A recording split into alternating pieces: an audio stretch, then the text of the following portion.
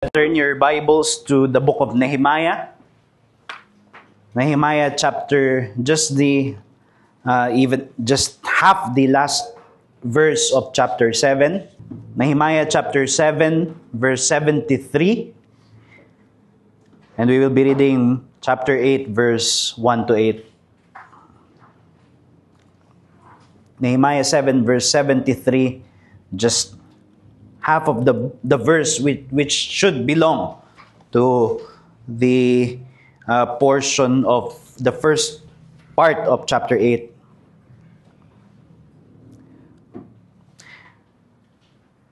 And all Israel lived in their towns, and when the 7th month had come, the people of Israel were in their towns. Chapter 8, verse 1, and all the people gathered as one man into the square before the water gate. And they told Ezra the scribe to bring the book of the law of Moses that the Lord had commanded Israel. So Ezra the priest brought the law before the assembly, both men and women and all who could understand what they heard, on the first day of the 7th month. And he read from it facing the square before the water gate from early morning until midday, in the presence of the men and the women and those who could understand. And the ears of all the people were attentive to the book of the law. And Ezra the scribe stood on a wooden platform that they had made for the purpose. And beside him stood Mattithiah, Shema, Ananiah, Uriah, Hilkiah, and Maaseiah on his right hand, and Pedaiah, Mishael, Malkiah, Hashum, Hashbadana, Zechariah, and Meshulam on his left hand. And Ezra opened the book in the sight of all the people, for he was above all the people, and as he opened it, all the people stood. And Ezra blessed the Lord, the great God, and all the people answered, Amen, Amen, lifting up their hands. And they bowed their heads and worshipped the Lord with their faces to the ground. Also Jeshua, Bani, Sherebiah, Jamin, Akub, Shabbethai, Hodiah, Maaseiah, Kelita, Azariah, Jozabad, Hanan, Peliah, the Levites, helped the people to understand the law, while the people remained in their places. They read from the book, from the law of God, clearly, and they gave the sense so that the people understood the reading. So this is the word of God. Naririto tayo ngayon sa bahagi sa aklat ni Nehemiah that is familiar to many students of expository preaching. Tinatawag na expository preaching because it is the kind of preaching that would focus on a text of scriptures in order to explain it to the people. And here is an Old Testament example of that. And not only expository preaching, but the assembling of God's people with a liturgy that is centered on the reading and expounding of the scriptures. So nagtipon yung bayan ng Diyos in order that they would hear the reading of the scriptures and the explaining of the scriptures and worship God as a response. Maraming mga Bible scholars, they consider this to be the prototype of the post-exilic synagogue worship, yung pagsamba ng mga Hudyo, na hindi na masyadong nakasentro doon sa kanilang temple as it was prior to the exiles, but now they were moving towards the priority of the written word, that they must center their worship on the written word of God. Therefore, this is important because it prepares us for what we may call new covenant worship, what we have in the New Testament, because the synagogue was also a prototype of that. But in the book of Nehemiah, this is also a transitional portion. So transition din ito sa mismong narrative na pinag-aaralan natin dito sa Nehemiah. You may remember sa huling pinag-aralan natin, the wall is already completed yung kanilang proyekto na sinimulan sa chapter 1, natapos na nila at nakatayo na yung mga pader ng Jerusalem for the profit, for the benefit, the advantage of God's people. The positions that need to be filled are occupied with the guardians and the singers and the priests, and also those who handle the civic affairs of Jerusalem. And the people, in chapter 7, we find there a long list of names. Well, they are accounted for. They know who belongs to that people of God in Jerusalem, but the work is not yet done. In fact, we may say in one sense that the true work only begins. Yung gawain, yung totoong gawain na kailangan nilang ibigay yung kanilang sarili ay nagsimula na. And what is that work? Spiritual reformation. As we have learned, Nehemiah and the remnant people in the post-exilic period were seeking to lay hold of the prophetic expectations for God's people that goes beyond the restoration of their external institutions. Sila ay nakakalat sa exile, and they would remember and hear the words of their prophets na ang kanilang tinitignan, bagamat kasama doon yung reconstruction ng kanilang mga external institutions such as the walls and the temple, but they were seeing beyond that.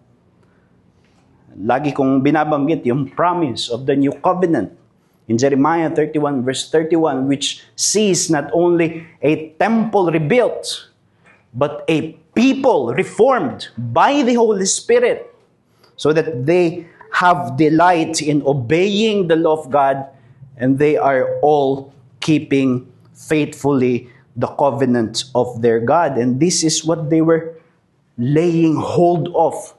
This was their hope. They were leaning towards the promise of a covenant community that is spiritually renewed and spiritually reformed. Kaya after ng mga preceding chapters na kung saan nakita natin na ginawa nila yung wall, from chapter 8 onwards, we find that they are now going to work in the people. They are now going to do the work in the people.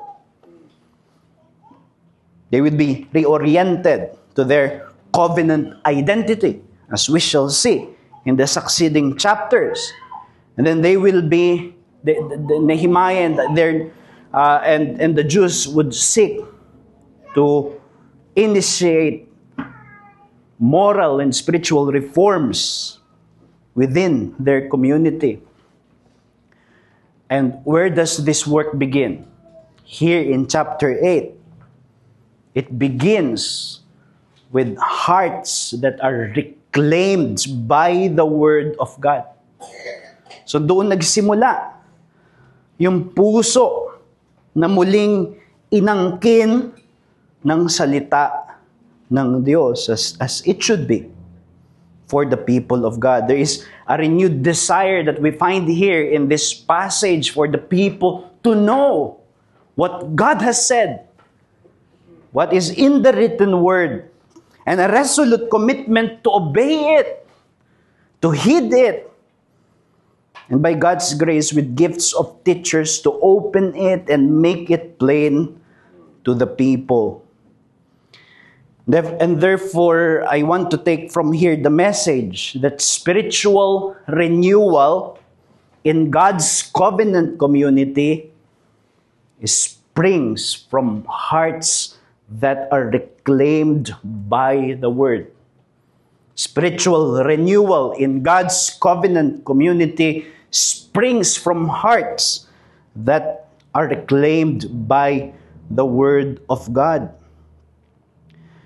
At mahalaga ito sa atin Because the spiritually renewed and reformed community that the prophets envisaged in their prophetic writings, at yung inaasahan ng mga post-exilic Jews and what they were chasing for even in this book of Nehemiah, was made a reality for us who belong to Christ under the new covenant. We are that people in Jeremiah 31 verse 31.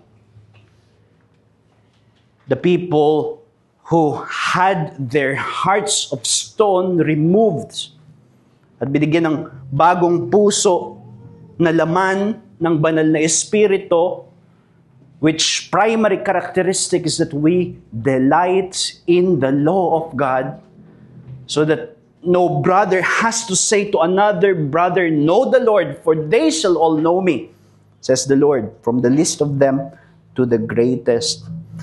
Kaya yung mga spiritual resources natin kay Jesus sa bagong tipan, dapat nating gamitin in order to empower us to covenant faithfulness that begins with hearts that had been reclaimed by the Spirit to delight in God's law and in God's written word. Kaya yan yung gusto nating i-embody, that we would be people of the book in the best kind of way. And how do we do that? Well, from the passage we find two responses to the scriptures.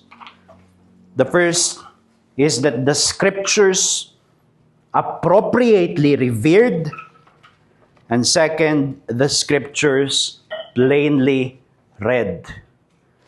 The scriptures appropriately revered and the scriptures plainly read. Unahin natin, the scriptures appropriately revered. Well, dito sa passage na ito, makikita natin what a commentator calls as a rare mood of responsiveness. Ibig sabihin, hindi mo ito palaging makikita sa lumang tipan, lalo na. That it is God's people who were responding to the word. In fact, eager to hear the word and give themselves to the word. Dito sa assembly, dito sa chapter 8, makikita natin, it was the people who were the ones who asked Ezra to bring the book. To bring the book of the law of Moses. So we read in verse 1, and all the people gathered as one man into the square, meaning they were united to get as a people.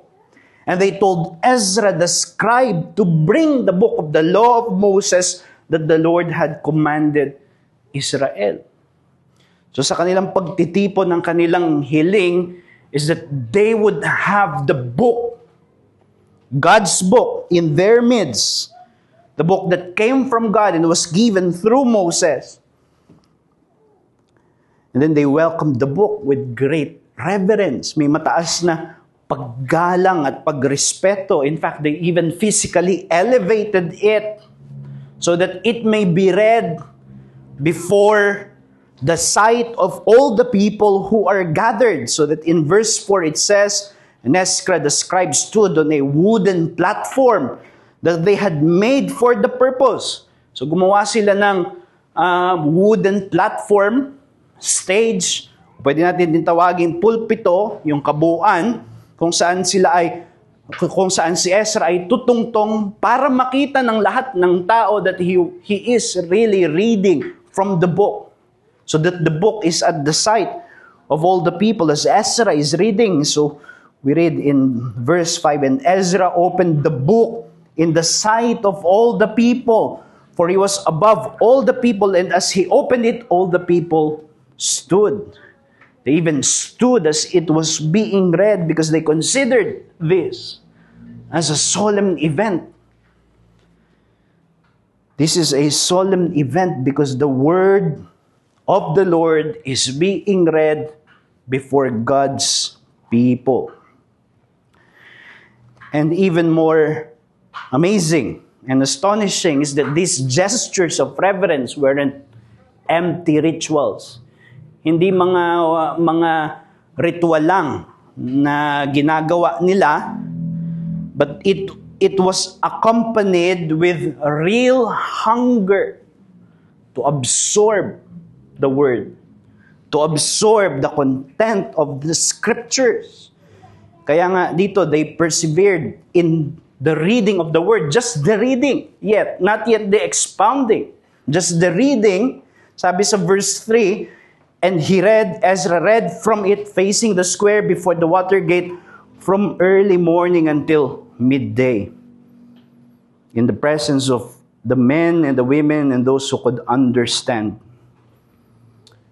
And the ears of all the people were attentive in the book of the law.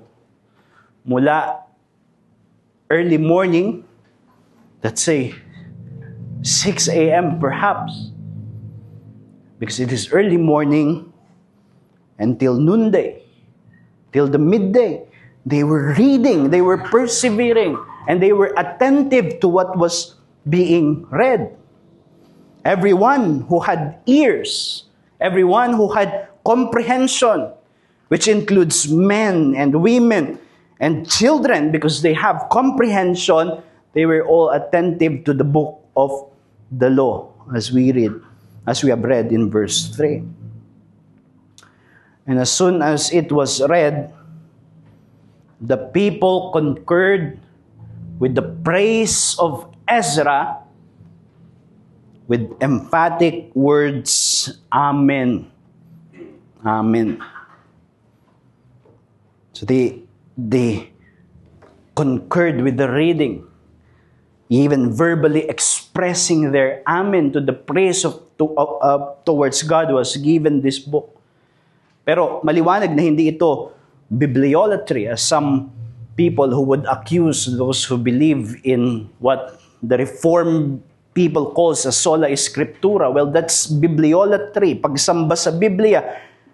Here, they had high reverence for the Word, but it was not to worship the Word, but the God who has given the Word, as well as who is revealed in the Word. That's why in verse 6 it says, and Ezra blessed the Lord, the great God, and all the people answered, Amen, Amen, lifting up their hands, and they bowed their heads and worshiped the Lord with their faces to the ground. Ibig sabihin, nung binasa yung salita, yung bayan ng Diyos was led to worship not the book, but God. Well, anong katotohanan yung makikita natin dito? Well, we can find here the truth that God's glory is made manifest in an assembly that appropriately reveres the Scriptures as God's Word. Yung kaluwalhatian ng Diyos ay nahahayag sa isang kalipunan ng bayan ng Diyos na mayroong wastong paggalang sa mga salita ng Diyos, sa kasulatan bilang salita ng Diyos. And brethren, as I've said, this is the assembly that we already are because of the new covenant in the Lord Jesus Christ. Dahil sa ating pakikiisa kay Jesus, tayo ay kabahagi ng bagong tipan. It is that assembly of God's new covenant people in Jeremiah 31 verse 31. Mga tao who are possessed of a heart that truly delights in God's law, from the greatest of them, from the least of them to the greatest of them, bawat isa. Kaya nga, sa Reformed tradition, the church gathering is aptly conceived as a gathering around the Word. The church is a gathering, and they gather around the Scriptures as the Word of God, as it is being read, being explained. That is how we are gathering. And therefore, following that faithful tradition, we place the pulpit in an unrivaled center of our assembly. Not so with many churches now, which has the band at the center. But we place the pulpit in an unrivaled center of our assembly. Because we are a gathering around the Word, and there we expect that the Word is going to be read, and that the Word is going to be preached at the sight of everyone. And this pervasive presence of the Word of God would find home in the assembly. Bluetooth connected. In the people. As we hear attentively and as we concur with our hearts and at times even verbally expressing Amen to the reading of the Scriptures. So that as we encounter God in His Word, we glorify Him with our songs and we glorify Him with our praises. That is the assembly that we are to be. And as I've said, this is not bibliolatry. Hindi ito pagsamba sa kasulatan. Hindi natin sinasamba ang Biblia. This is a recognition that we are God's covenant people by His grace and grace alone.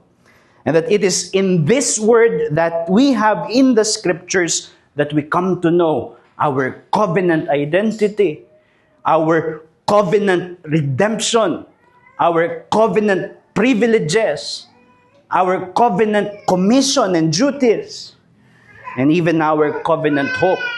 That is why in the Old Testament, this book of Moses, the law of Moses that the Lord had given him is called, in Deuteronomy 29 verse 9, as the word of the covenant. Ito yung salita ng tipan ng Diyos, because this is being given to a people where God has, to whom God has promised that He shall be their God and they shall be His people. And that means also that having all that right external gestures are important, but they are not sufficient. Yung tama, yung mga elements in our liturgy, mahalaga. As we shall see, tama na nakasentro sa mga pagbasa at pagtuturo ng salita ng Diyos, yung programa ng ating pagsamba kada linggo. That's important, and that is where it begins. But this must be accompanied by hearts that have been renovated by the Spirit in order to have true delight in the Word and true receptiveness to that Word of God. That is what we must seek to be, brethren, so that God would be glorified in our midst as an assembly that reveres His Word. Hindi ko na-enjoy yung freestyle spoken poetry. Di ba? May mga spoken words, may mga events sila. Nakapakinig ako ng kaunti sa YouTube, sa iba pa.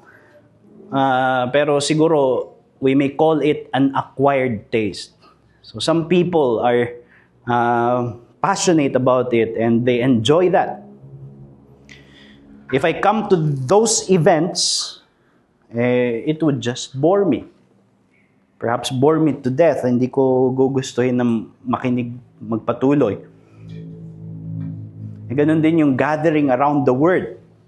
We may have the right liturgy centered around the reading and the preaching of the Scriptures, but the Word of God is also an acquired taste.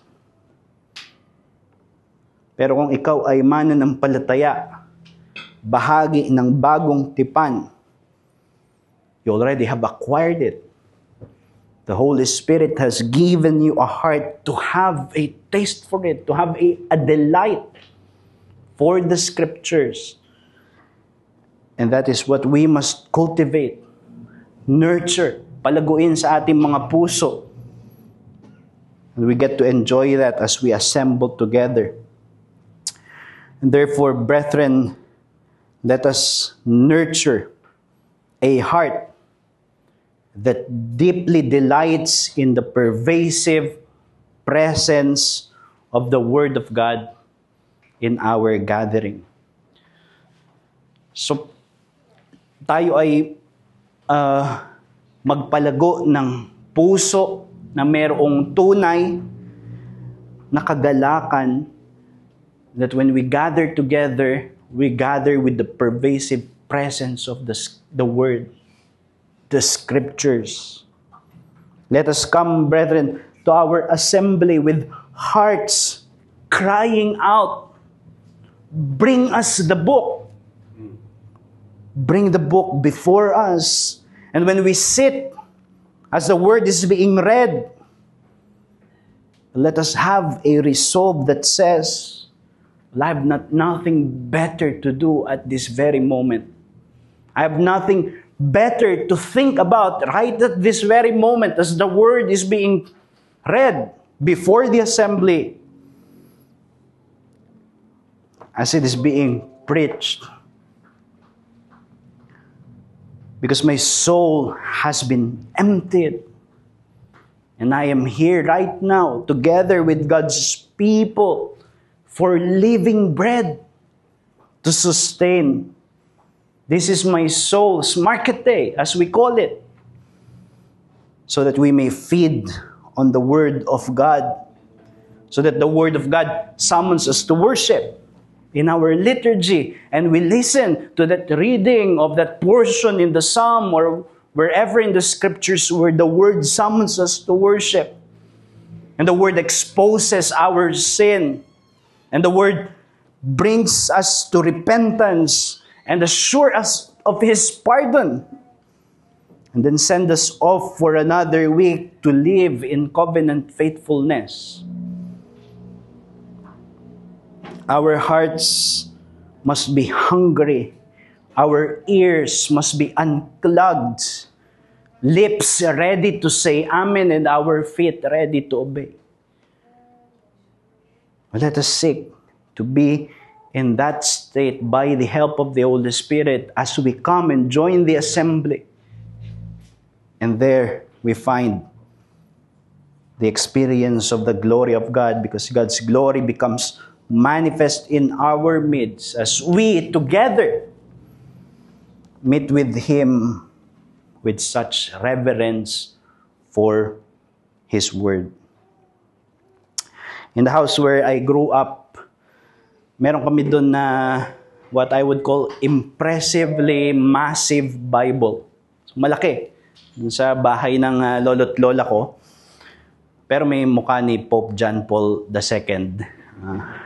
But it is impressive, gold lining and all, and it never caught my interest.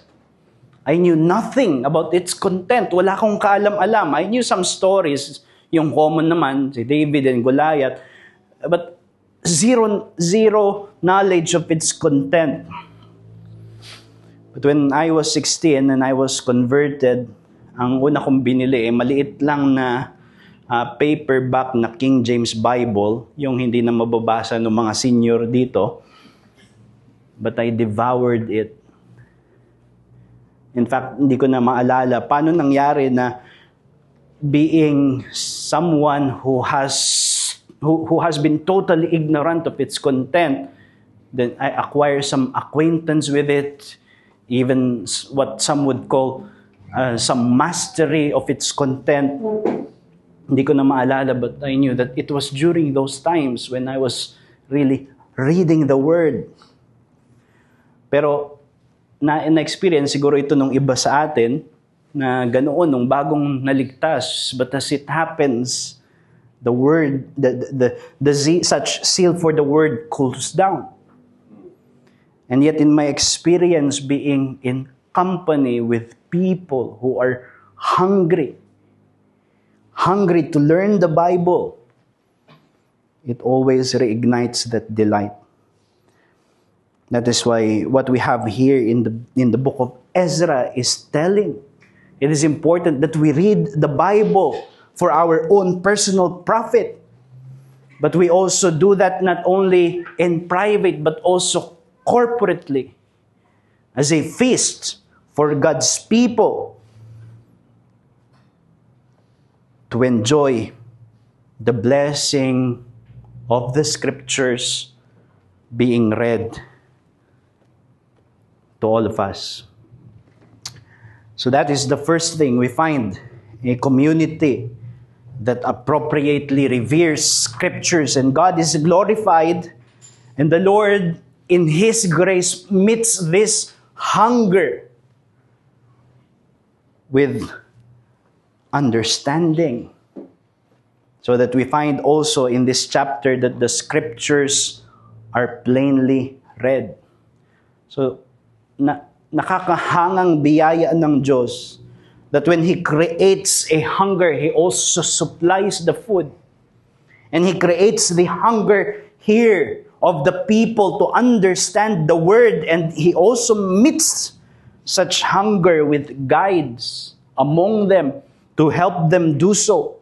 So we find primarily Ezra, and also some names here that are hard to pronounce, and yet they are only there in order to show that there were men among them, Levites most likely, who lived up to their calling in order to instruct the people about the book of God. Well, Ezra was a priest, and he has a book to his name in the scriptures because he was known for his godly zeal to also establish the welfare of the Jews of Jerusalem. And he is also an expert of the law. So we read in Ezra 7 verse 6 about Ezra that he was a scribe, skilled in the law of Moses that the Lord, the God of Israel, had given. So he knew the book, and he was explaining it to the people. And along with him were names of men in verse 7 who were likely Levites. So mga Levita na sila ay bumababa upang magturo doon sa mga tao. And this was in fact the true intent of the priestly functions of Levites. They were not just to offer sacrifices in the altar. They are also to instruct the people from the book. Deuteronomy 33 verse 10, the poetry of Moses, where it speaks of Levi as one teaching Jacob. He teaches your precepts to Jacob and your law to Israel. That means the Levitical tribe is supposed to live out to this calling na turuan yung mga tao ng salita ng Diyos. And that is how they were employed in 2 Chronicles 7 verse 8 and the following verse in the period of the reign of Jehoshaphat, Levites. Sabi doon, and they taught in Judah, having the book of the law of the Lord with them, they went about through all the cities of Judah and taught among the people. So sila ay kumakalat sa lahat ng mga syudad ng Israel in order to ng Judah in order na maturo ang salita ng Diyos sa kanila. And that is what we find in here, being reclaimed, being restored. About the Levites, in verse 7 it says that these names, the Levites, helped the people to understand the law while the people remained in their places. They were serving the people, coming to the people in order that they may understand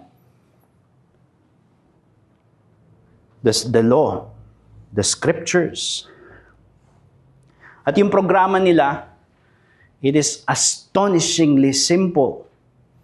We may say, this should be the goal of every preacher of the word. In verse 8, they read from the book, from the law of God clearly. And they gave the sense so that the people understood the reading. Read clearly, explain for understanding. That was what they did. And that is how God met the hunger of the assembly to understand the book. Therefore, we can learn from here the truth that God blesses with understanding an assembly who reveres the Scriptures by faithful expository ministry. Now, we must not miss our superior condition in the new covenant. 1 Peter 2 verse 9 clearly tells us that we are a royal priesthood. Lahat tayo pari.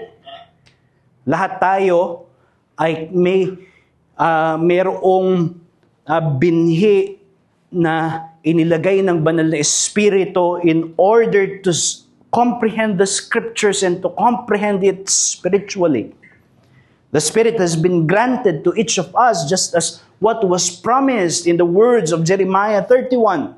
I will put my law within them so that it has that result, and no longer shall each one teach his neighbor and each his brother, saying, Know the Lord, for they shall all know me, from the least of them to the greatest, declares the Lord.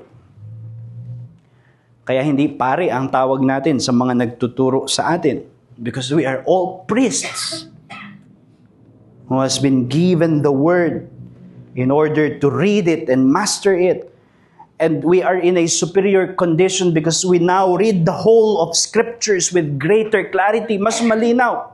Yung sinabi dito na, and they gave the sense. Well, if you are a Christian, you know the fuller sense of the Scriptures. Why? Because of Christ. We see it in the light of the glory of Christ in the gospel. Diba sabi sa 2 Corinthians 5, verse 14 and the following verses, tungkol sa mga Hudyo, for to this day, when they read the old covenant, the same veil remains unlifted, because only through Christ is it taken away. Yes, to this day, whenever Moses is read, a veil lies over their hearts. But when one turns to the Lord, the veil is removed. Ibig sabihin, pag binasa natin yung kasulatan, even the Old Testament, we understand it's with a fuller sense because we know that it is pointing to what has already transpired and fulfilled, Jesus Christ. Kaya nga, kung hindi ka mananampalataya, well, it is just expected that the Scriptures are just dead document to you as it was to me. Kahit gaano kaganda ng Biblia, kahit gawa sa ginto, patay na dokumento lang. Kasi we do not see and delight in the glory of Christ, who is supposed to be the one revealed in these pages. Yung sa kakantahin nating awit, mamaya, sinabi doon na this is a heaven-drawn picture of Christ, the living Word. Christ is the sense of the Scriptures. At kung hindi mo pa yan nakikita, inawa, lumapit ka sa banal na Espiritu, sa Diyos at hingin ang banal na Espiritu na matanggal ang talukbong sa iyong mata.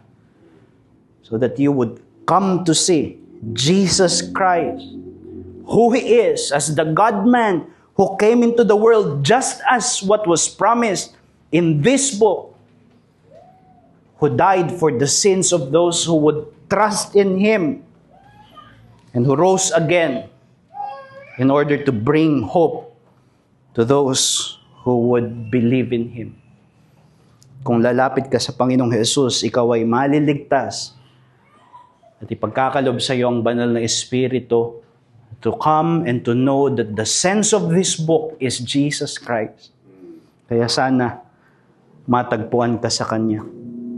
Pero sa atin na mga mananampalataya, by the abundant grace of Christ, bagamat we are all priests, and yet God still gives us people, teachers, to further feed us knowledge and understanding, to meet our hunger and delight for the Word beyond sufficiency, but with abundance. Kaya yung expectations natin sa mga nagtuturo sa atin, and Lord willing, kapag tayo ay naging iglesia sa mga magtuturo sa atin, it couldn't be less than what we have here in Nehemiah 8 verse 8. They must read with clarity, and that is both the essence as well as the gesture that what he is to do is only meaningful, what they are to do is only meaningful if it is consistent with this. And then explain it to give its sense, but its fuller sense in Christ, so that the people would come to understand the text and how it points to Jesus. Yung eunuch, di ba, sa Acts chapter 8, nagbabasa siya ng scripture sa Isaiah 53, hindi niya maintindihan. Until Philip came. Nagtanong pa si Philip, naintindihan mo ba yung binabasa mo? Isaiah 53. And the eunuch said, how can I unless someone guides me? And what did Philip do in Acts 8 verse 35? Philip opened his mouth, and beginning with this scripture, that is Isaiah 53, he told him the good news about Jesus. That is how we use scripture texts. We explain it. We explain the sense and how it points to the Savior. Di ba yung isang masarap na ulam, may mga magagaling magluto, yung iba magagaling gumamit ng seasoning. Yung talagang kinikilalang magagaling na magluto, ang kanilang gift talaga, we may say, is just to let the ingredients stand out. Kaya pag yung seafood ay inihain, yung tamang-tama lang na timpla na ang pinakaaangat ay yung freshness ng seafood. Diba? Ganun yung mga masasarap na ulam. Well, that is what a good sermon must do. It must accentuate the text, not overwhelm it, not overshadow it rather, but to accentuate it so that the end result is that we come to understand the scriptures. Kaya sa bawat isa sa atin, and also as a fellowship, and Lord willing, as a church to be, let us advocate for a Christ-centered expository ministry of the Word. And how do we do that? Well, first, we must delight in such a ministry. Kailangan we enjoy that, for not many would. Not many has a taste for that. You know, Paul commanded Timothy with that famous words for preachers in 2 Timothy 4. Preach the word, be ready in season and out of season. Bakit? Bakit ipapangaral yung salita kahit out of season? In verse 3, the reason is given because people will not endure sound teaching, but having itching ears, they will accumulate for themselves teachers to suit their own passion, and will turn away from listening to the truth. They will accumulate. They will collect teachers that do not speak the word, that do not preach the word, but only tickle the ears and confirm ungodly passions. Therefore, as a member, you become a guardian for a faithful, Christ-centered, sound, doctrinally sound ministry of the Word by delighting in nothing else and expecting nothing else but such. And therefore, let us be a guardian of such a ministry in this church, that we shall be if the Lord wills. After all, yun yung significance ng Emmaus, di ba? The disciples walking with Jesus, opening the scriptures. For what? So that they may see that everything that is there is pointing to Him, pointing to our Lord. This is what we will demand from those who would be called to minister the word to us, that we understand. Na hindi kagaya nung sinabi ni si Pastor Noel sa isang lecture niya sa amin sa GMA. Pag binasa yung text, naiintindihan. Pag in-explain ng pastor, hindi na naiintindihan. So that is the opposite of what happened here. They read from the book and they gave the sense so that the people understood the reading. And then we co-labor, brethren, with these ministers by prayer and sincerely by praying that the Lord would bless their studies so that they would understand the text and that they would understand how it points to Christ, so that when they stand before us, they would be able to do this Nehemiah 8 ministry. And also by way of covenant, as we would embrace, to also support such by material support, just as the Israelites to their Levite brothers. So we advocate for such a ministry. Meron akong alam na church sa Metro Manila, yung kanilang pulpit may Bible verse, pero hindi nakaharap sa mga tao, nakaharap sa preacher. And it is John 12 verse 21. Sir, we wish to see Jesus. Yun yung request ng mga Greeks when they came to Philip and I think Andrew or the other disciple. Sabi nila, Sir, we wish to see Jesus. And that is what preachers should be reminded when they stand before the pulpit with the Bible opened and looking at the faces of the people. That is the request. Sir, we wish to see Jesus. And for us all, nawa, hindi tayo mapagod. We will never tire and bore of seeing Christ from Scripture being faithfully expounded. As Spurgeon said to one man, "No Christ in your sermon, sir? Then go down, never preach again until you have something worth preaching."